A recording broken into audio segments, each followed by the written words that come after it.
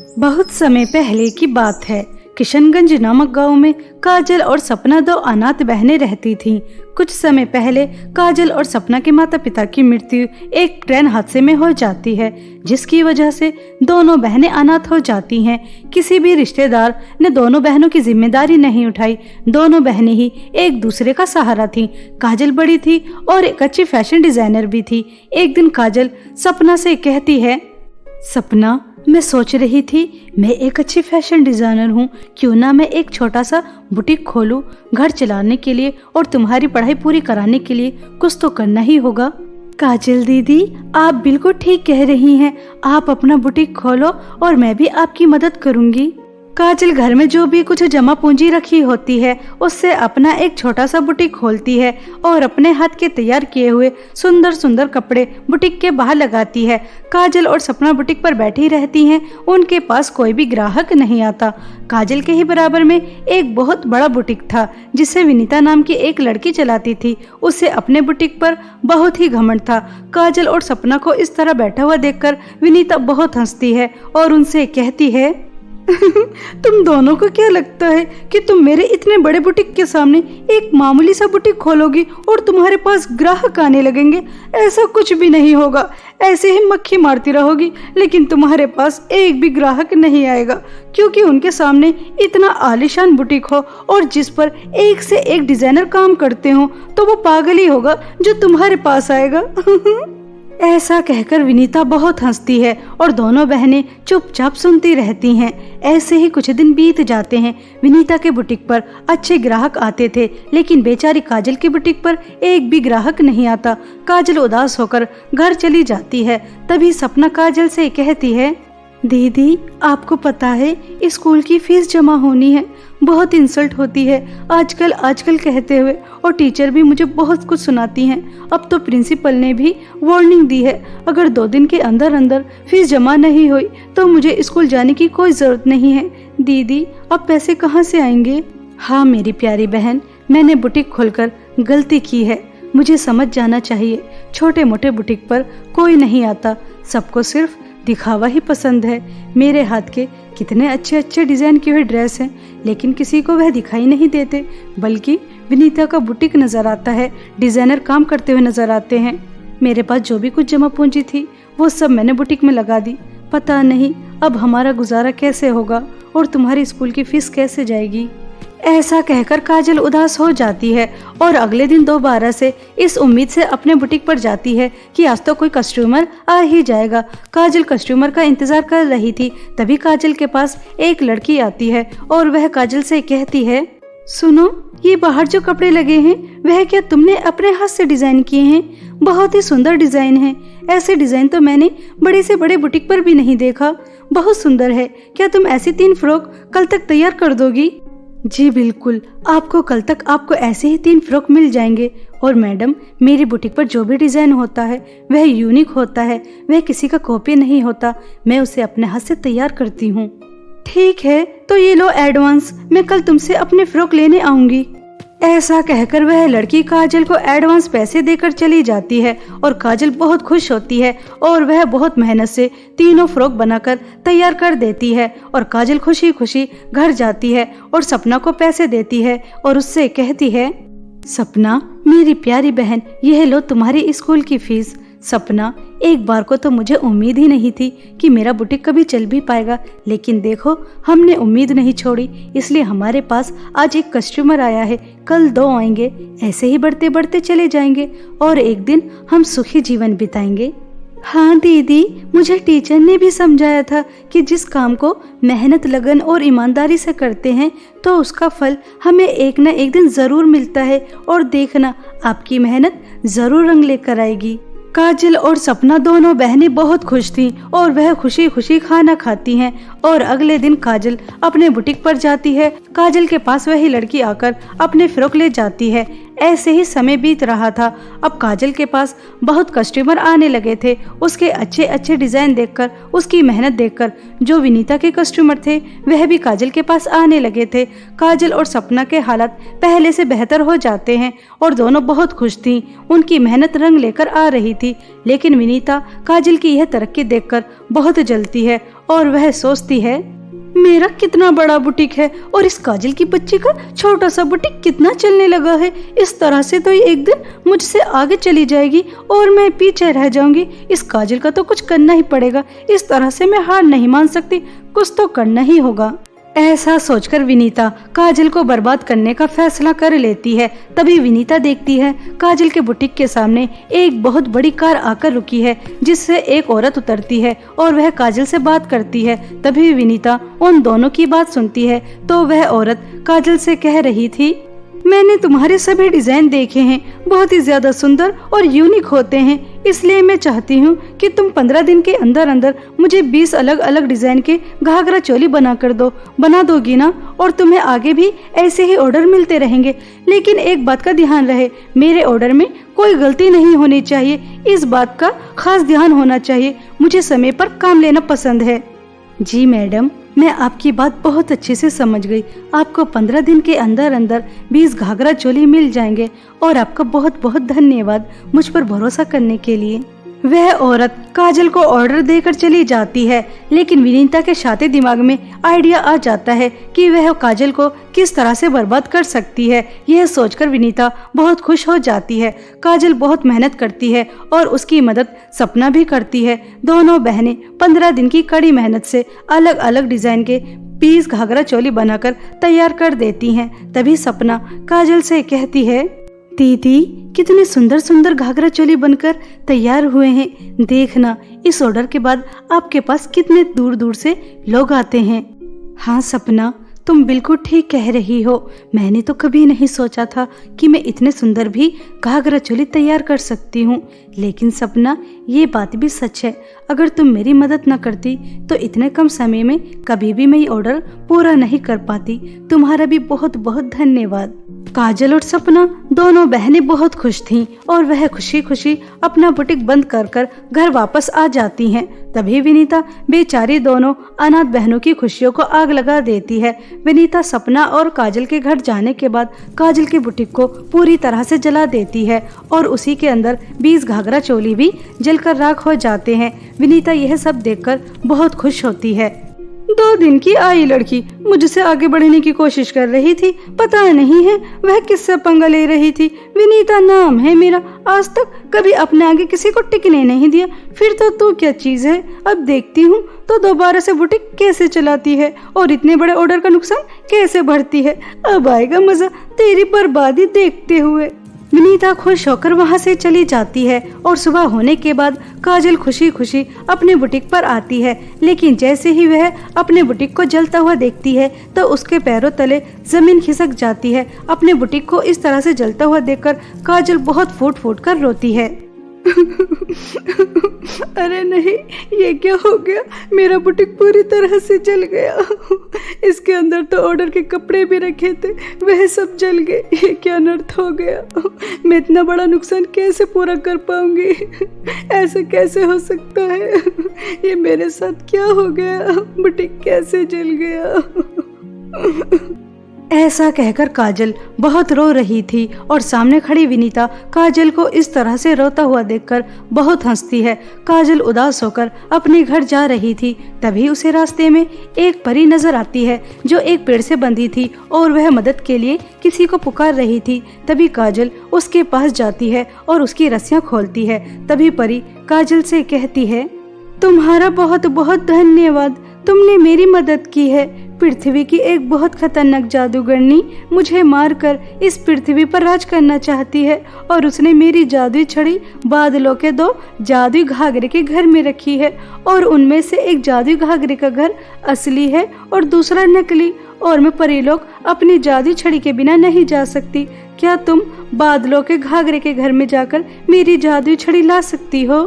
ठीक है परी, आप मुसीबत में हैं, इसलिए मैं आपकी मदद जरूर करूंगी। मैं बादलों के जादुई घाघरे के घर में कैसे जाऊंगी? काजल के इतना कहते ही परी वहां पर एक चुटकी बजाते ही सीढ़ियां बना देती है जो सीधा बादलों में जा रही थी। सीढ़ियों की मदद से काजल बादलों में पहुंच जाती है। काजल के सामने जादुई 2 घाघरे के घर नजर आते हैं, लेकिन काजल दुविधा में फंस जाती है, कौन सा असली है और कौन सा नकली है। तभी एक जादुई घाघरे के घर से आवाज आती है, काजल, तुम मुझे अपने साथ ले जाओ। मेरे अंदर बहुत सारी धन दौलत है। तुम्हें कभी किसी चीज की कोई कमी महसूस नहीं होगी। तुम पृथ्वी की सबसे अमीर लड़की बन जाओगी। काजल, जो चीज तुम ढूंढने आई हो वह चीज मेरे अंदर है। परी की जादुई छड़ी मेरे जादुई घाघरे के घर के अंदर है, लेकिन तुम्हें यहाँ से एक फूटी कौड़ी नहीं मिलेगी और ना ही परी के पास तुम्हें देने के लिए कुछ है। अब फैसला तुम्हारे ऊपर है कि तुम क्या चुनती हो। मुझे तुम्हारी धन दौलत नहीं चाहिए। मैंने परी जी से वादा किया है कि मैं उनकी जादुई छड़ी उन्हें लाकर दूंगी, इसलिए मैं दूसरा जादुई घाघरे का घर चुनती हूँ। काजल के इतना कहते ही पहला जादुई घाघरे का घर गायब हो जाता है। काजल समझ जाती है असली जादुई घाघरे का घर यही है और वह उसके अंदर से परी की जादुई छड़ी लेकर पृथ्वी पर आ जाती है। तभी परी काजल से कहती है, काजल, तुम बहुत अच्छी हो और ईमानदार भी, और तुम लालची बिल्कुल भी नहीं हो। तुमने धन दौलत का लालच नहीं किया और तुम अपनी ईमानदारी से मेरी जादुई छड़ी लेकर पृथ्वी पर आई। मैं बहुत खुश हूँ, इसलिए मैं तुम्हें तुम्हारी ईमानदारी का इनाम देना चाहती हूँ। बादलों का दूसरा जादुई घाघरे का घर आज से तुम्हारा है। ऐसा कहते ही परी अपनी जादुई छड़ी से बादलों का जादुई दूसरा घाघरे का घर पृथ्वी पर मंगा लेती है और वह काजल को दे देती है और काजल से कहती है, काजल, आज से बादलों का घाघरे का घर तुम्हारा है। तुम इससे कुछ भी मांग सकती हो। ये तुम्हारी हर मनोकामना को पूरा करेगा। परी की यह बातें सुनकर काजल बहुत खुश हो जाती है और काजल परी को धन्यवाद कहकर बादलों का जादुई घाघरे का घर ले आती है और उसके बारे में सपना को बताती है। सपना यह सुनकर बहुत खुश हो जाती है और काजल बादलों के जादुई घाघरे के घर से सुंदर सुंदर 20 घाघरा चोली मांगती है। तभी उसके सामने वह सब आ जाती हैं। वह काजल घाघरा चोली उस औरत को दे देती है। उस औरत को भी बहुत ज्यादा पसंद आती हैं और इसी तरह काजल को एक के बाद एक बड़ा ऑर्डर मिलता रहता है, जिसकी वजह से काजल एक दिन बहुत अमीर हो जाती है और वह अपने ही गांव में एक बहुत बड़ा बुटीक खोलती है और विनीता अपने बुटीक पर मक्खियां मारती रहती है। उसके हाथ कुछ भी नहीं आता। उसने लाख कोशिश की काजल को बर्बाद करने की, लेकिन काजल की ईमानदारी और उसकी मेहनत काजल को हरा नहीं पाई। काजल और सपना बादलों के जादुई घर में बहुत हंसी खुशी जीवन बिताती हैं। बहुत समय पहले की बात है। उदयपुर नामक गांव में स्वाति और नेहा 2 सहेली रहा करती थीं। नेहा बहुत अमीर थी और स्वाति बहुत गरीब। नेहा हमेशा अपने अमीर होने का घमंड करती थी और हमेशा स्वाति को नीचा दिखाती थी। स्वाति गरीब जरूर थी, लेकिन वह दिल से बहुत अमीर थी। एक दिन स्वाति और नेहा कॉलेज जा रही थी। तभी उन्हें रास्ते में एक बूढ़ी औरत मिलती है। तभी वह बूढ़ी औरत स्वाति और नेहा से कहती है, बेटा, मुझे बहुत भूख लगी है। मुझे कुछ खाने के लिए दे दो। बहुत समय हो गया, मैंने कुछ नहीं खाया। मुझे कुछ खाने के लिए दे दो बेटा, मुझे बहुत भूख लगी है। हम कॉलेज जा रहे हैं और हमारे पास हमारा लंच बॉक्स है। अगर हम तुम्हें खाने के लिए दे देंगे तो क्या हम भूखे नहीं रह जाएंगे? इसलिए हम तुम्हें कुछ खाने के लिए नहीं दे रहे। किसी और से मांग लो। अब जाओ यहाँ से, हमारा रास्ता छोड़ो। नेहा उस बूढ़ी औरत को ऐसा कहकर धुतकार देती है।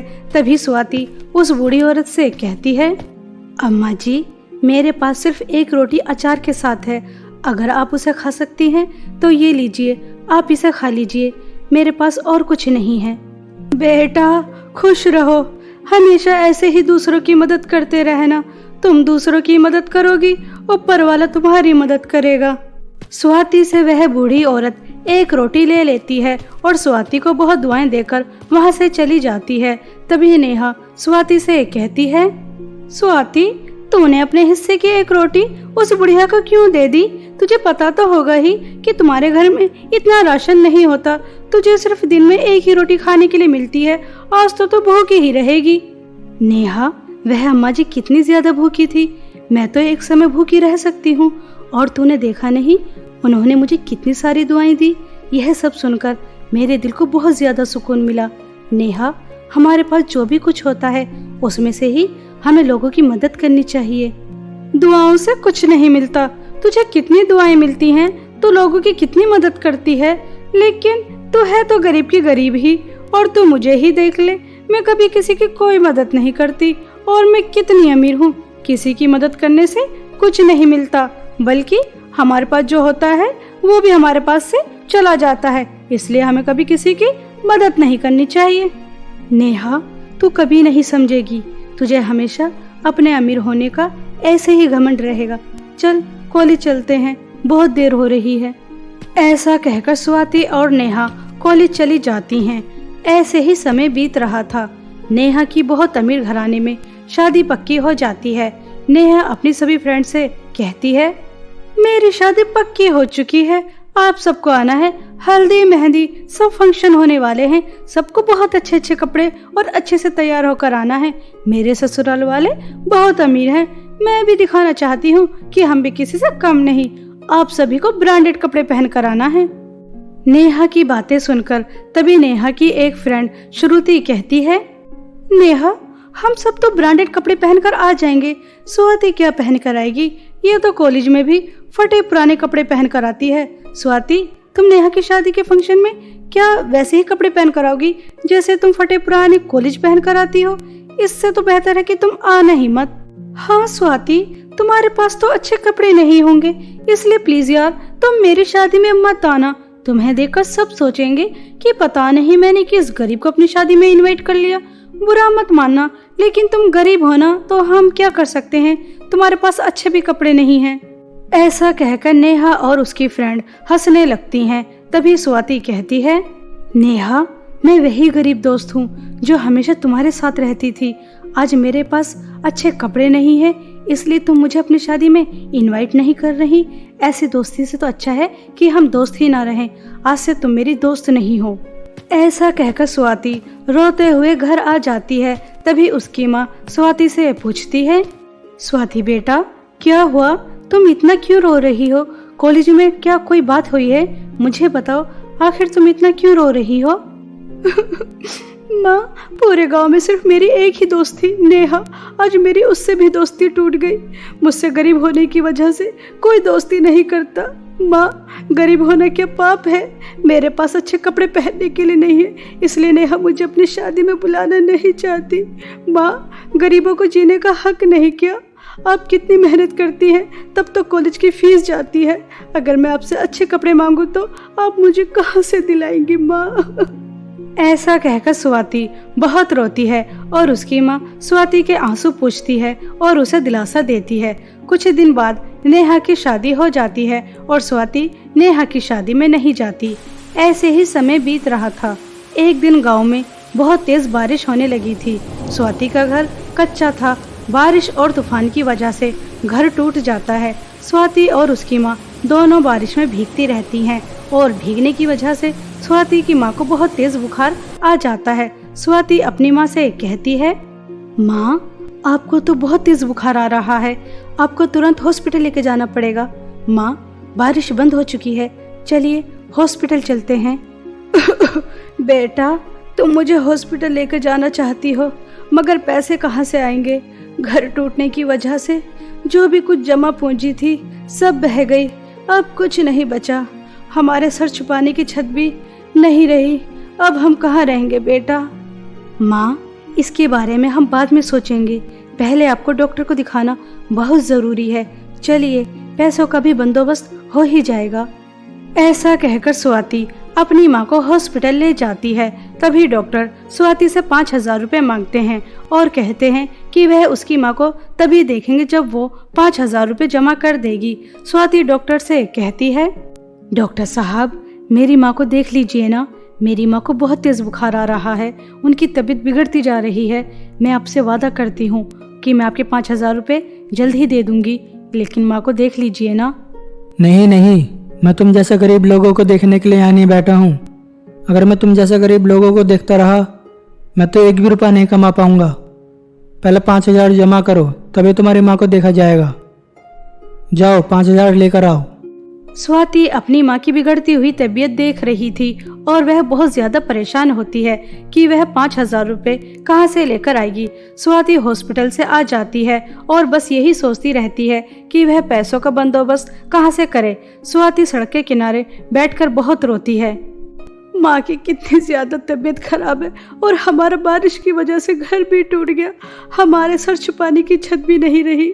बस गरीबों के ऊपर एक मुसीबत ख़त्म नहीं होती, दूसरी मुसीबत आ जाती है। ऐसा क्यों होता है? अब मैं 5,000 रुपये कहाँ से लेकर आऊँ? ऐसा कहकर स्वाति बहुत रो रही थी। तभी स्वाति के पास वह बूढ़ी औरत आती है जिसे स्वाति ने एक रोटी खाने के लिए दी थी। तभी वह बूढ़ी औरत स्वाति से पूछती है, स्वाति बेटा, तुम क्यों रो रही हो? क्या हुआ बेटा, मुझे बताओ। स्वाति उस बूढ़ी औरत को अपनी आप बीती बता देती है। तभी वह बूढ़ी औरत स्वाति से कहती है, स्वाति बेटा, तुम बहुत अच्छी हो, हमेशा दूसरों की मदद करती हो, इसलिए मैं तुम्हें बादलों के जादुई 2 मटके के घर के बारे में बताती हूँ। तुम बादलों में जाना, तुम्हें वहाँ पर जादुई मटके के 2 घर मिलेंगे। तुम वहाँ से एक जादुई मटके का घर अपने साथ ले आना। वह जादुई मटके का घर तुम्हारी सब दुख परेशानी दूर कर देगा। मगर बेटा, वहाँ जाने के बाद तुम्हें एक परीक्षा से गुजरना होगा। अगर तुम अपनी परीक्षा में पास हो गई तो तुम्हें वह जादुई मटके का घर अपने साथ लेकर आ सकती हो। अम्मा जी, मैं हर परीक्षा से गुजरने के लिए तैयार हूँ। मुझे मेरी माँ को बचाना है और मुझे कुछ नहीं चाहिए। ठीक है बेटा, यहाँ से सीधी चलती रहना। सीधे चलते चलते दाएं मुड़ जाना, तभी तुम्हें एक मायावी सीढ़ी नजर आएगी। तुम उसकी मदद से बादलों तक पहुँच जाओगी। स्वाति उस बूढ़ी औरत की बात समझ जाती है और जैसा जैसा उन्होंने कहा था बिल्कुल वैसा ही करती है और वह बादलों में पहुंच जाती है। तभी स्वाति को जैसा उस बूढ़ी औरत ने कहा था बिल्कुल वैसा ही नजर आता है। स्वाति को जादुई 2 मटके के घर नजर आते हैं। तभी जादुई मटके के एक घर से आवाज आती है, स्वाति, मुझे अपने साथ ले जाओ। मेरे जादुई मटके के घर के अंदर बहुत सोना, चांदी, हीरे जवाहरात हैं। तुम्हें कभी कोई परेशानी नहीं होगी। स्वाति, मेरे जादुई मटके के घर के अंदर एक बूढ़ी औरत बहुत बीमार है। क्या तुम उनकी सेवा कर सकती हो? तुम्हें बहुत पुण्य मिलेगा। स्वाति बहुत सोचती है और वह दूसरे जादुई मटके के घर को चुनती है। तभी पहले वाला जादुई मटके का घर गायब हो जाता है। तभी दूसरा जादुई मटके का घर स्वाति से खुश होकर कहता है, स्वाति, तुम अपनी परीक्षा में पास हो चुकी हो। तुमने पैसे नहीं बल्कि किसी की मदद करने का सोचा, इसलिए तुम अपने साथ जादुई मटके का घर लेकर जा सकती हो। तुम्हें ये जादुई मटके के घर के अंदर सब कुछ मिलेगा, कभी तुम्हें किसी चीज की कमी नहीं होगी। स्वाति यह सब सुनकर बहुत खुश हो जाती है और बादलों से जादुई मटके का घर अपने साथ ले आती है। स्वाति जादुई मटके के घर के अंदर जाती है, वहां से पैसे लेकर अपनी माँ का इलाज कराती है। कुछ ही दिनों में स्वाति की माँ बिल्कुल ठीक हो जाती हैं और वह दोनों माँ बेटी जादुई मटके के घर के अंदर रहने लगती हैं। स्वाति गांव में जो भी लोग गरीब और परेशान होते थे उनकी बहुत मदद किया करती थी। तभी स्वाति के पास बहुत फटे पुराने कपड़ों में नेहा आती है और वह स्वाति से कहती है, स्वाति, तू सभी गरीब लोगों की मदद कर रही है, क्या तू मेरी मदद नहीं करेगी? तुझे पता है पिताजी का बिल्कुल बिजनेस खत्म हो गया और मेरे ससुराल वालों ने मुझे धक्के मारकर अपने घर से निकाल दिया। मुझे कुछ पैसों की जरूरत है। नेहा, तू मेरी सबसे अच्छी दोस्त है। सिर्फ तेरे अहंकार और घमंड की वजह से हमारी दोस्ती टूटी। स्वाति, आज ये जादुई मटके का घर मुझे उन्हीं अम्मा जी ने दिया जिन्हें मैंने एक रोटी दी थी। कभी किसी की दुआएं खाली नहीं जाती, इसलिए हमें हमेशा लोगों की मदद करते रहना चाहिए। पता नहीं किसकी दुआ से हमें कब क्या मिल जाए। नेहा को अपने किए पर बहुत पछतावा होता है। स्वाति नेहा की बहुत मदद करती है और दोनों दोबारा से एक अच्छी दोस्त बन जाती हैं। अब नेहा भी स्वाति की तरह लोगों की मदद करती थी और स्वाति जादुई मटके के घर के अंदर खुशी खुशी अपना जीवन बिताती है।